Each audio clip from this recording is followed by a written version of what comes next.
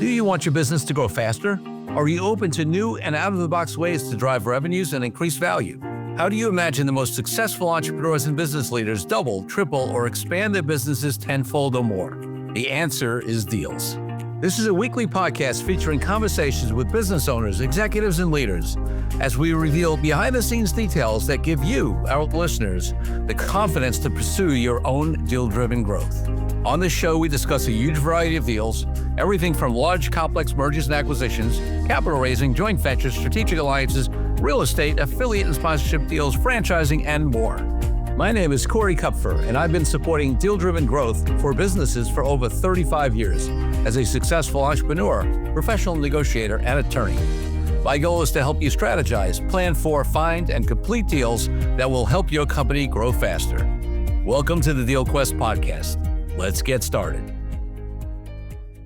Sahil Patel is the CEO of Spiralize, a leading company specializing in predictive CRO and data-driven landing page optimization.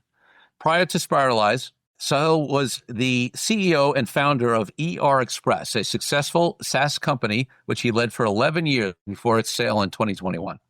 Throughout his career, Sahil has worked with renowned organizations such as Netflix, Podium, NBA, Lowe's, Harvard University, and Gusto. He specializes in landing page conversion optimization, running over 130,000 A/B tests for clients and offering unique insights into best practices for effective A/B testing. Sahil, welcome to the podcast. Thank you for having me. What a warm introduction. Corey, maybe I could take you with me, just like when I go to a party. You could just say that before I walk in. Everyone will be so impressed. I love it. I'm going to go off script here and not go to my Sonic. I've been a member of Entrepreneurs Organization forever, and I'm actually running the Deal Exchange Conference in a couple of weeks. Well, it'll actually, by the time this airs, it will have been already in LA. But I spoke at the EO Women's Conference in Montreal, and something cool they did was they asked you, every speaker, what theme music, what song they wanted to So your walk-on music. Which I love.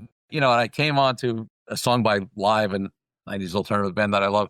I'm a huge fan of Live. I've seen them a bunch of times in concert. Oh, okay. So, you know, it was awesome and it was great. And my first comment was, I think I need this music to play anytime I enter a room, like any meeting. And like, this is awesome, you know? So listen, I'm super excited to talk about what your company does now and your journey, having sold the company, having a company with investors, and you've kindly agreed to share all the ups and downs of that journey. But before we get into any of that, I want to take you back to when you were a little kid growing up, maybe 8, 10, 12 years old. What did you want to be? Because I'm guessing serial entrepreneur and certainly somebody who runs a company doing A/B testing probably wasn't it back then. No, not at all. Not at all. If I could go back and interview 10-year-old Sahil, I think he would say professional soccer, maybe fast forward a few years, it would be guitarist in a touring band. Both of those have been hobbies and brought me a lot of joy, but did both as long as I could and still do a little bit of them on the side. So I don't even know if I knew what being a CEO meant. I've been lucky to have some great role models, including in the family. But back then, both my parents, big role models for me, great parents, great childhood, great family. If you looked at his career, on paper, you would not say entrepreneur. He went to RPI, it's an engineering college in upstate New York. Like the Monday after he graduated, he reported for work at GE, and he then worked for GE for 40 years. And we moved around as GE back then. That's what you did. Company moved you around. You did it. And he's a mechanical engineer by training. And it worked out really well for him. Now you would say, oh, well, that's not a kind of entrepreneurial journey. Now, on the other hand, I would say there is something very entrepreneurial about he's an immigrant. He came here 18 or so when he came here. So the idea of picking up, leaving your country where you've grown up, going someplace else, kind of making it, whatever that means. There's a lot of different ways to do that, a lot of definitions of success. But I would say he did definitely count as success. I think the immigrant story, particularly the immigrant story in America, is one example of the entrepreneurial journey. And 10-year-old Sahil, or I think maybe even 15-year-old Sahil, couldn't have told you or articulated in that way. But I look back on it, and I can talk more about other examples in the family, but I think I definitely draw a lot from that. Yeah. Yeah. And listen, definitely those elements of being willing to go after what you want, take risk, all that kind of stuff are definitely entrepreneurial traits. And I don't know about his journey there. We don't have to spend a lot of time on it, but you know, there are certainly people who they call them entrepreneurs, right? They have that entrepreneurial mindset within a corporate environment and innovative and that kind of stuff. So yeah, What was your first deal of any type? Something maybe when you were a lot younger, or I don't know if it was the sale of this company, maybe it was something before that. You tell me. Well, when I was a kid, big baseball fan, we moved around. We ended up in Cincinnati area. It was a good time to be a Reds fan. This was the early to mid 90s. And so I already liked baseball, but really kind of was all in. My brother and I on the Reds, my dad too. We'd go to a lot of games. My brother and I got really into doing baseball card collecting and trading. We were so into it, we even would go to baseball card trade shows and be an exhibitor. 13-year-old Sahil, my brother's 2 years younger than I am. We'd have a booth. We'd have our own table and we'd have cards, and that was deal, man. You trade your cards. Hey, I've got a Nolan Ryan rookie card. You've got that Barry Larkin rookie card. How about a trade? Pretty much strictly non-cash deals. Now, I think we'd probably sell a few cards if we went to a show. It was probably cash flow negative on the total deal.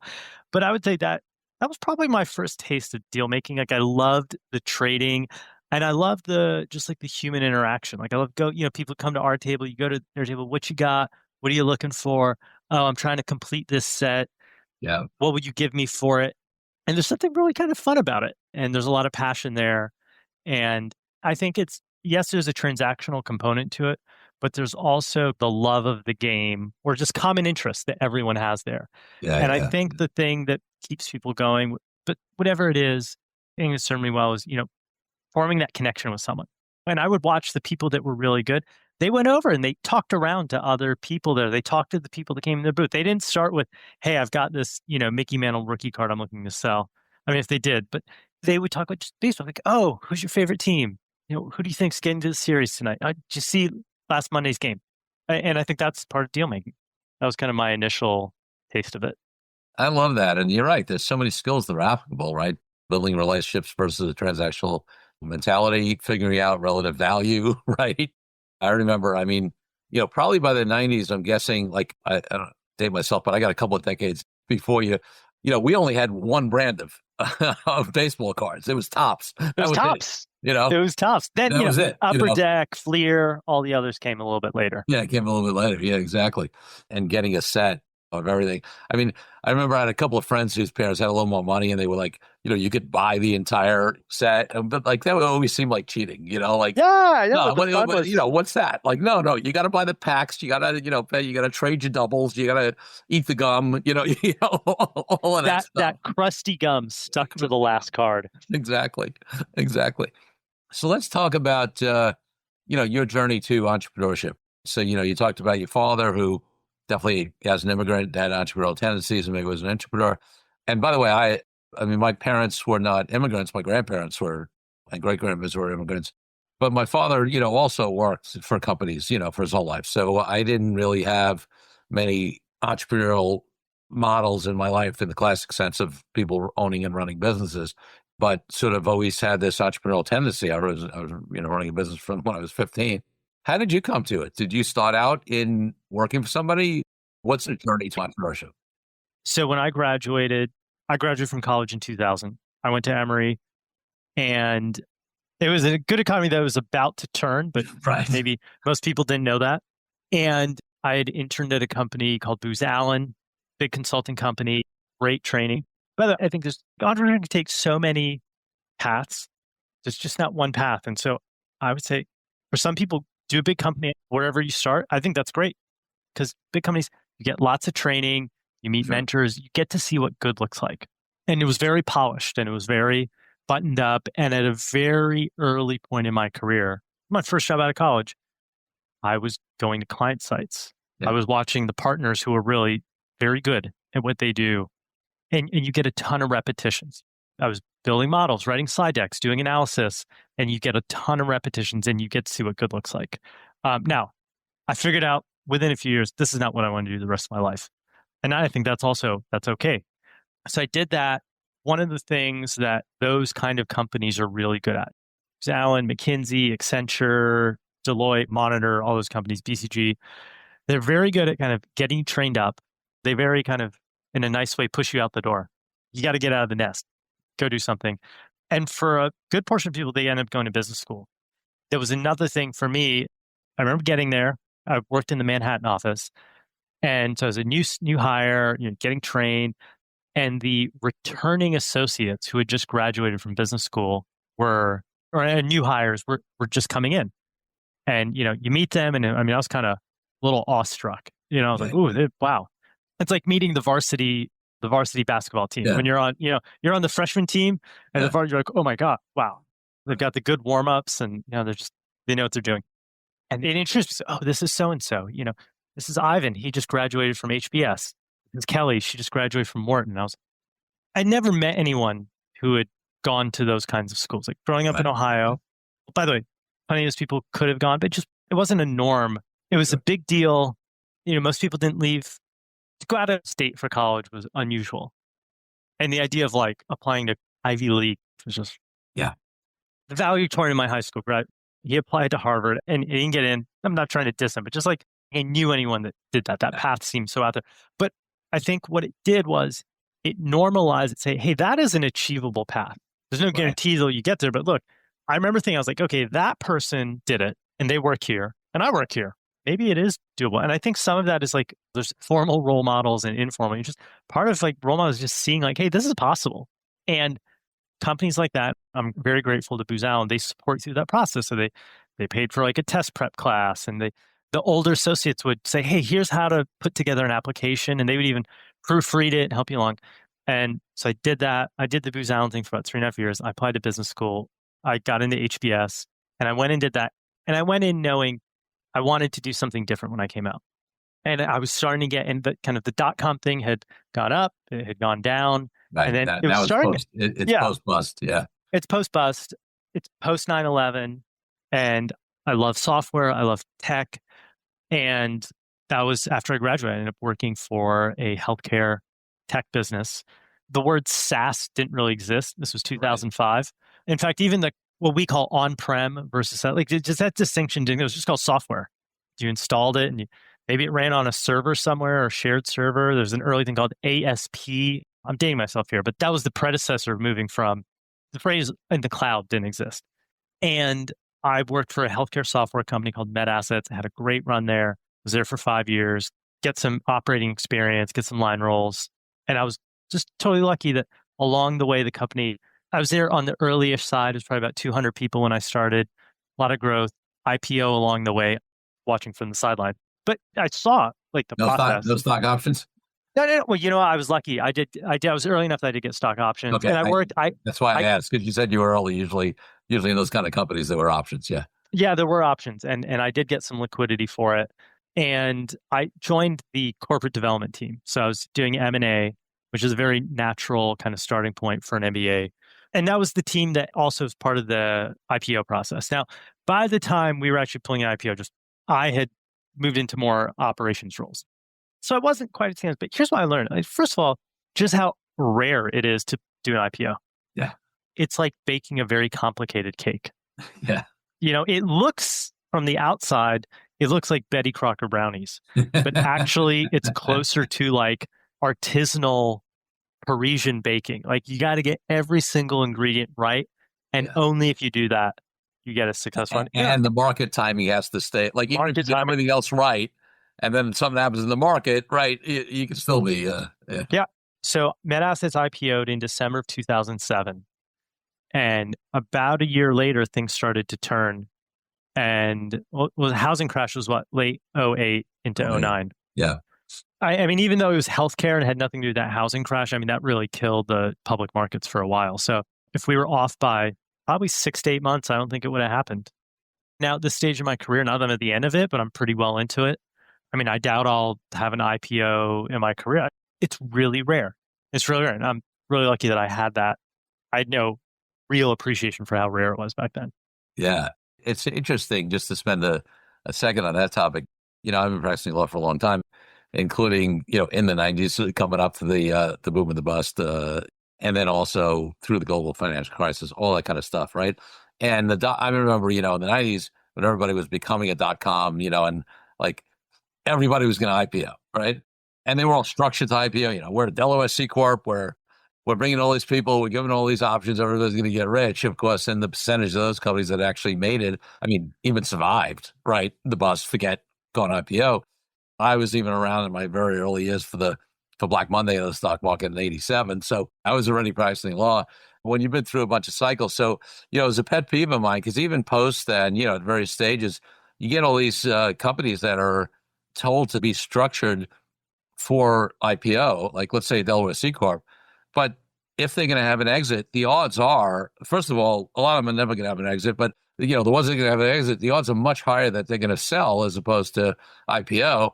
And then being a C Corp is horrible because if you do an asset sale, it's double taxed, right? So like all of these companies, like even to this day, I think people have gotten more sophisticated. They understand how rare it is now. But, for a long time, everybody, more people had this dream and they were structuring accordingly. And the percentage of them that actually made it to IPO, are so low.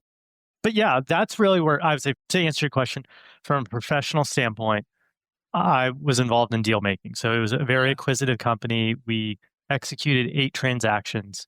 While I was working on the deal team, they executed more I was there for about 5.5 years. So, but I'd left doing different roles. But, and to be clear, I was a peon in this, but it was a small team. It was about 10 people. So, it was all hands on deck. We had a great leader, Neil Hun.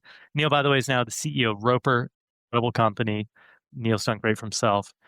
He had really good experience before Met Assets. And so I learned a lot, got some repetitions, saw how deals were made, how they were not made, how they fell apart, being willing to walk away from the deal. Sometimes that's the right thing to do. And we had this deal that we thought was great. And at the 11th hour, it made sense to not do it. And having the guts to be able to do that, say, hey, this isn't going to work the way we need it to. We need to walk away from it. That's tough, especially when you're so far into it, right? People, there's this sunk cost, sunk time, thing that smart business people do not allow to affect the right business decision.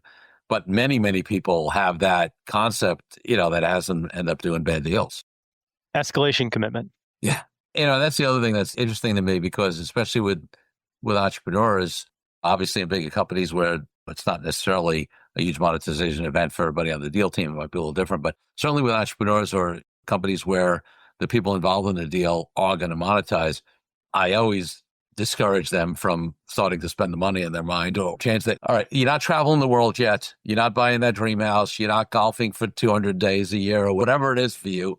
Don't even, until the deal closes, do not get into that mindset because you're going to lose objectivity on the deal.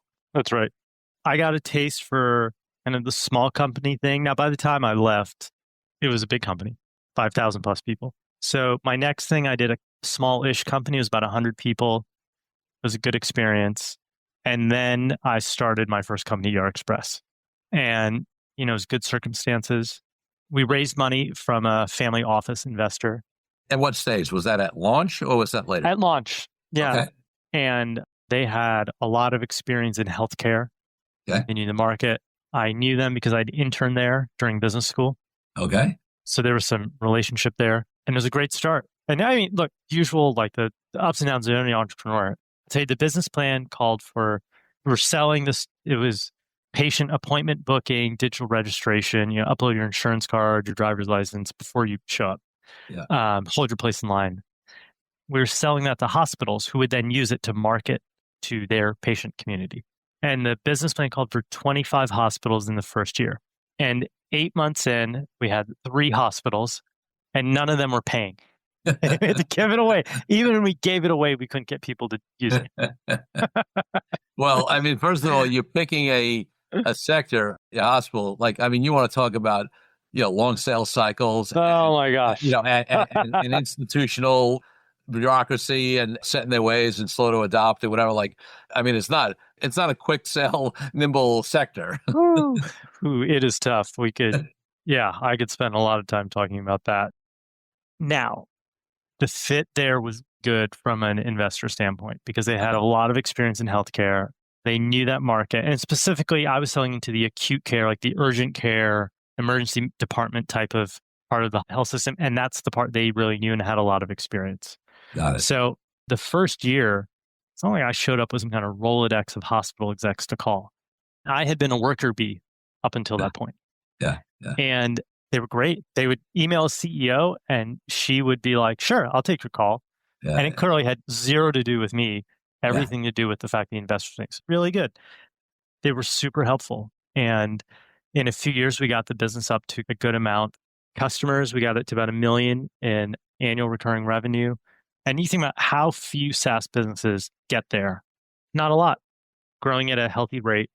And then we got to an impasse because I said, hey, it's not mission accomplished, but we've proved that there's something here. And we were kind of a late-ish entrant to our niche. And by the way, I think there's a lot to be said for not being the first mover. It's really hard to be the first. You got to educate the market. We were like the second or third mover. To me, it felt like the time to then invest in sales and marketing. And our investors, almost entirely invested in service businesses, had their appetite for the CapEx. Like they said, well, we put this much in. And I said, yeah, that was to build the product. And we've kind of sold it on a shoestring by hook or crook. Now we invest in sales and marketing. And then also, hey, by the way, you can't really stop investing in the product because your competitors are continuing to do that. Right. So you got to continue to innovate and develop. Yeah. So it wasn't like we could just turn off the spigots over here. Yeah. And to them, the way you look at a SaaS business, you look at two things. You look at the gross margin. You want to be getting that 70 to 80% gross margin. And you have unit economics and look at the contribution margin from an incremental customer. If you just look at the whole cost, it looks terrible because it disguises the fact that in a SaaS business, you have tremendous fixed costs up front while you build your software, but the cost to deliver the product is mainly zeros and ones. Now, you have your people support, it's not nothing, Sure. But if you have that, and we did, that's really the time to turn on the market. But if you've looked at service businesses, that's not gravitate to that frame of mind. Now, it's not like the investors didn't know this. They're very smart people. They're very good at what they do, but it wasn't the instinctive way they looked at the business. And this happens a lot with investors, right? Because they have a certain thesis, a certain model, a certain way they look at things, a certain way they invest, right? Doesn't mean that they don't understand. And yeah, you're right. The economics when you scale a service business, yes, is there some economy of scale? Sure. But because in a lot of service businesses, labor is a big part of your cost and you need to scale labor along with the services, your margins don't go up as much. Whereas in a SaaS business, you're investing bigger amounts up front, but then the incremental investment going forward, even though you do need to continue to invest in R&D and product development, and add sales and marketing, but the increase in margins, if you invest and do it right, that's the key point, is significant. It can be multiples. Yep. So we spent about a year treading water. Then we kind of got past that impasse and they said, look, why don't we find another investor to put in the cap table? But the way we had set up the cap table made it unattractive for the second investor. Okay. So they were going to be an additional investor. They weren't going to take out your family office. Yeah. And the family office, they didn't want to co-invest. Got it. And so it was going to mean that the new investor was going to have just not a great position in the cap table. Yeah. What I did not realize, what I failed to realize, there's a huge signaling problem when you try to do that. Go to the market and say, we want to raise, but our existing investor's not re-upping. Yeah. Because it's almost always a sign that there's a problem with the business or the management team or both. Right. Because why wouldn't they co-invest or re-up? Yeah. So we got no takers. So there we were. We'd just burned 2 years and the business was growing at 60, 70%. Now it was growing at like 20%. But as your denominator gets bigger, you got to pump more coal into the fire.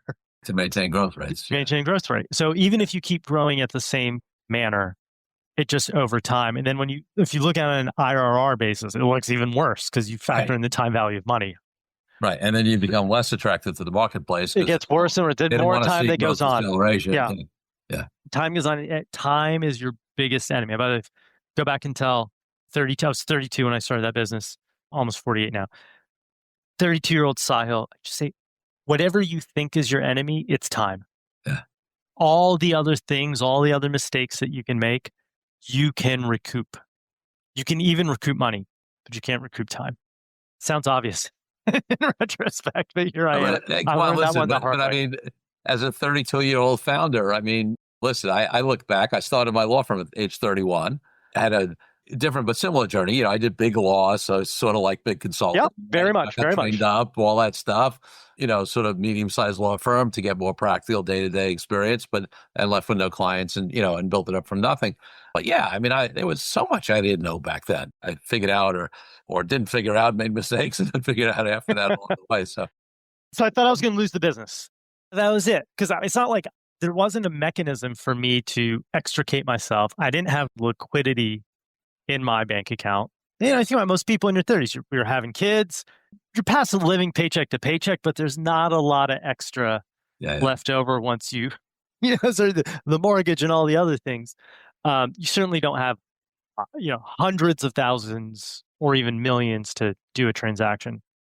I thought that was the end. I mean, and it was enormously stressful because, first time CEO, like no one sets out to do this thinking this is where you're going to end up. You have to have this irrational optimism in the outcome to even think about doing. Because if you probability weight it, no one would do it. I always say that, some people say, I wish I would have known what the journey would be like. And my answer is, no, you don't. Actually. No, you don't. No, you never do. Because if you knew up front what that journey is going to be like, you'd never, ever do it. And usually people conclude, despite the ups and downs and challenges or whatever, that it was worth it. But if you knew up front, you'd be like, hell no. At its lowest low, I remember very clearly, it was right before my second daughter was born. There didn't seem to be, I felt I was backed in a corner. There didn't seem to be any paths out. I remember my wife and I, we went to lunch. We walked to lunch from our house. Daughter was about to be born. I'm like, hey, it's probably the last time we're going to be able to do this for a while. And this was our second child. So we knew a little bit what we were into. And I just had TMJ from clenching my mouth at night. Yeah. So I constantly had headaches. Like if you think about like having a hangover, that was just how I went through the day. And we were trying to clear away, and I could see I was getting emails like this wasn't going to work. This wasn't going to work. I just didn't feel like anything's right. And I remember I was standing to train tracks in downtown Decatur near where I live. And I just lost my lunch. I was like dry heaving on these railroad tracks. My wife was like, hey, are you okay? Right. Like, you don't seem okay. In the grand scheme of things, like I had my health, I had my family.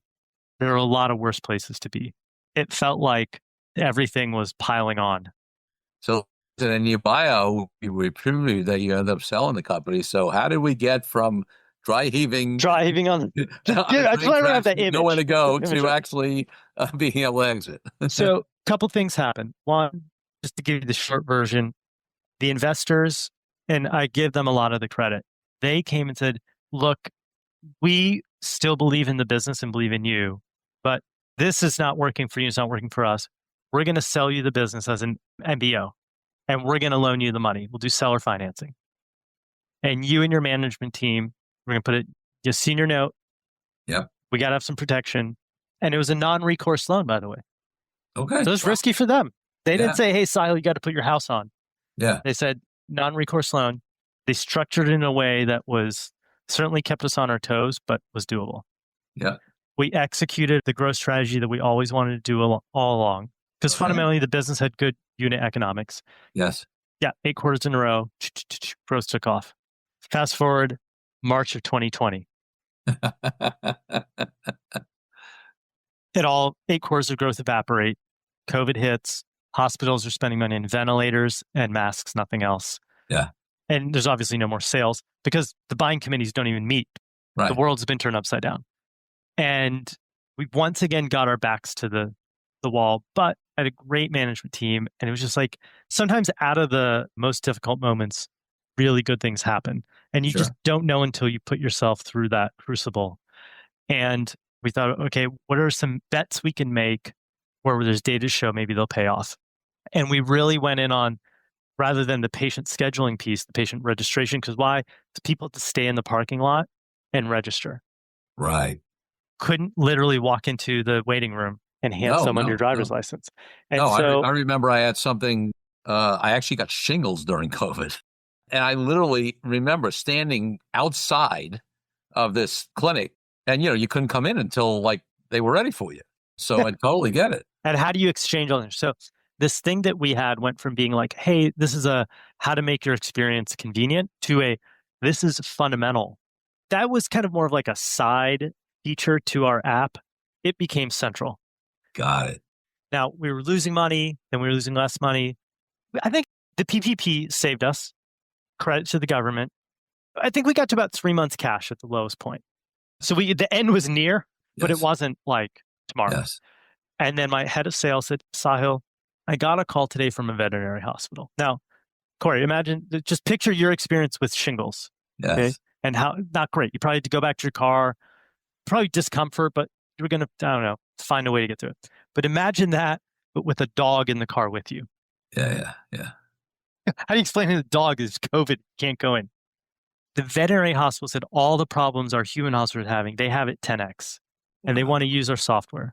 And I said, yeah, but you tell them we're not a vet. We don't know anything about the vet. And he says, yeah, they are desperate. And I said, that's my kind of customer. So we went in and we told them this was August.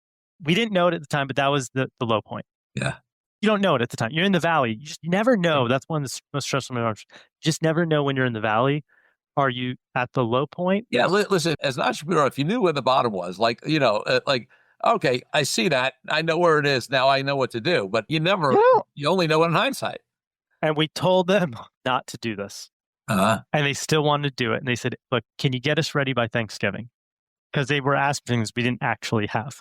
It was a bit of a bet the company moment because we were going to spend capital, which was scarce.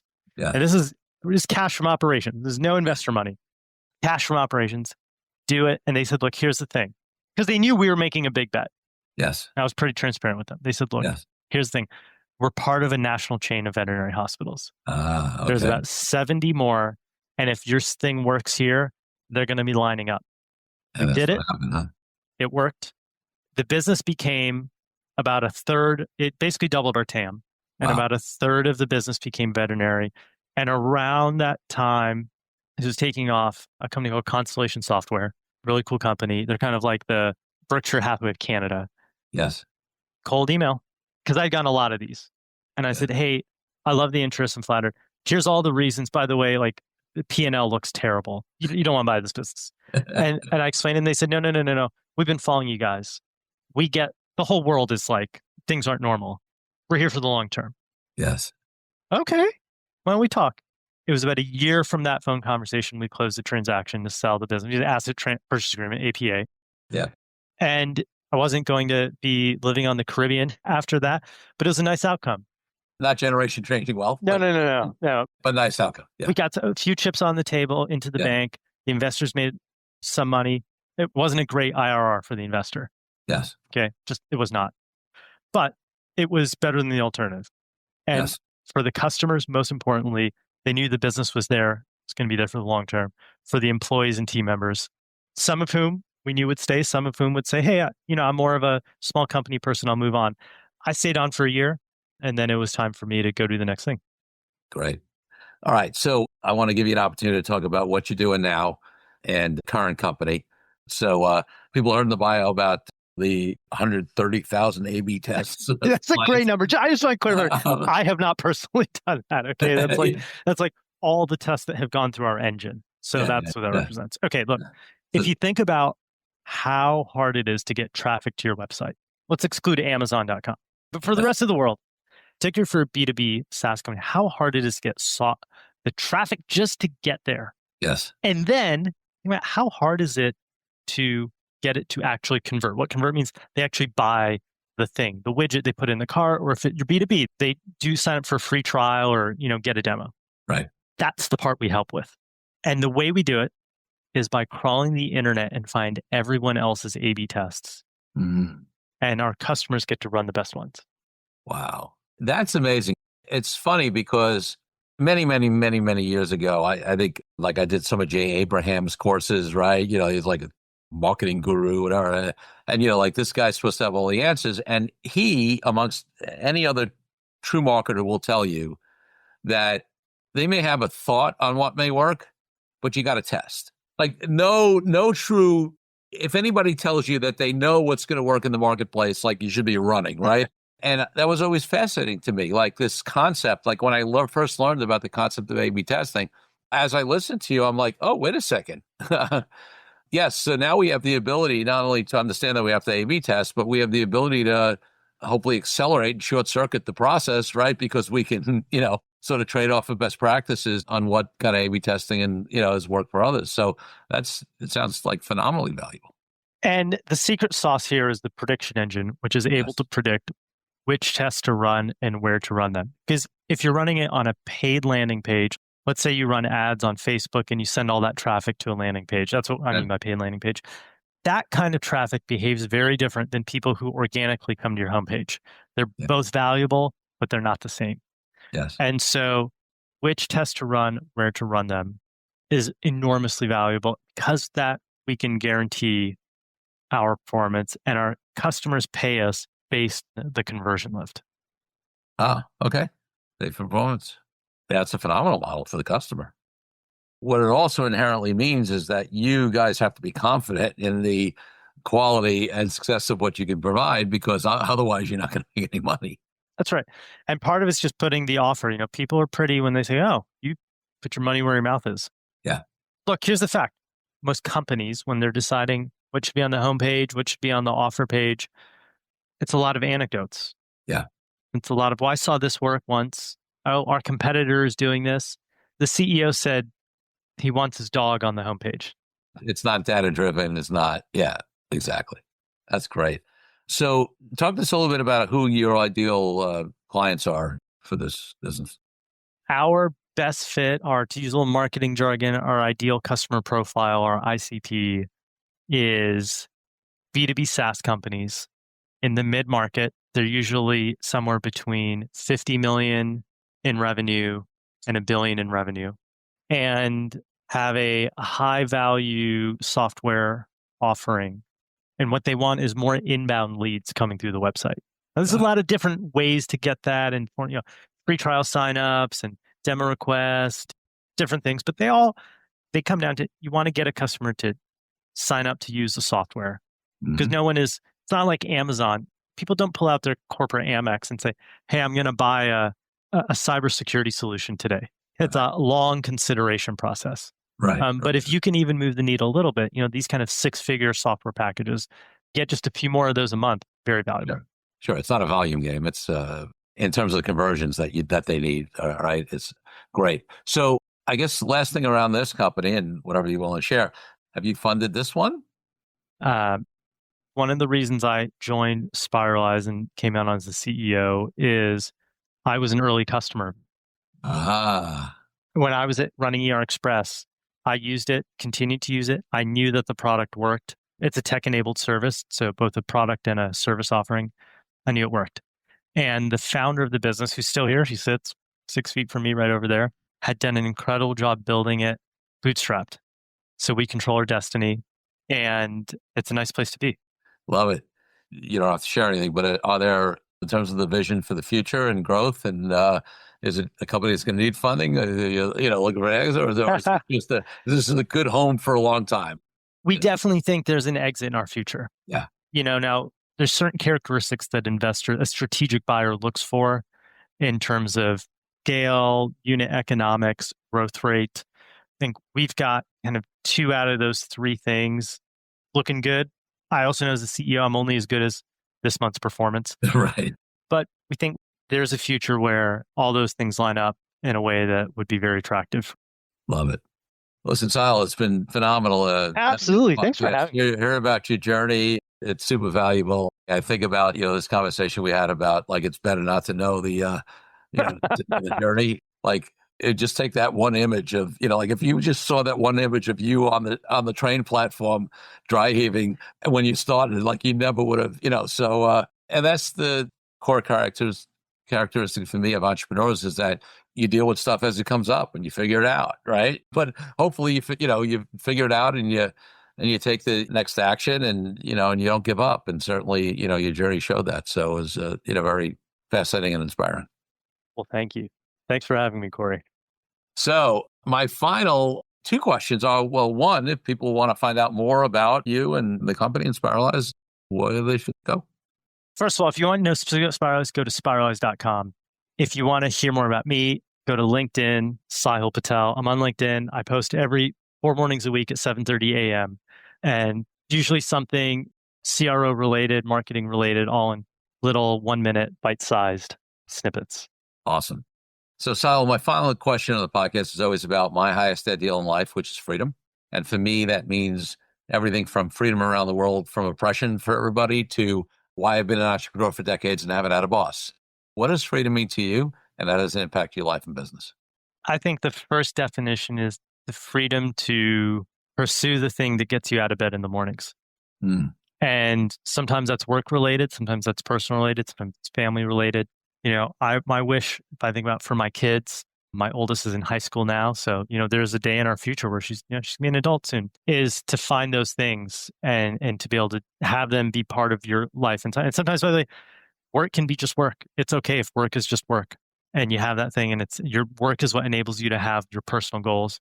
And sometimes the personal goals are like, hey, I want to optimize what I'm doing at work. Yeah, that's what it means to me. Awesome. Sahil Patel, thanks for being such a great guest on the DealQuest. Absolutely. Thank you for having me.